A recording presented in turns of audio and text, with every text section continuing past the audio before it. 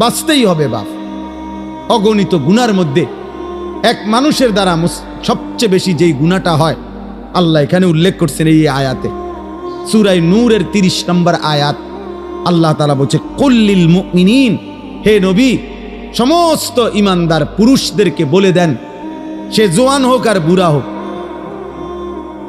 সে জোয়ান হোক আর বুড়া হোক, আপনি বলেন সমস্ত পুরুষ যেন ইয়াগুদ্দু মিন আবসারিহিম, প্রত্যেকেই যেন তাদের চোখ ভিন নারী, হারাম ছবি, হারাম দৃশ্য থেকে, হারাম না যেই নারীকে দেখার অনুমতি নাই, যেই ছবি দেখার অনুমতি নাই, যেই দৃশ্য দেখার অনুমতি নাই, তার থেকে যেন অবশ্যই আমার মোমেন বান্দা যেন যুবক হোক বৃদ্ধ হোক তাকে বলেন চোখ নামিয়ে রাখতে।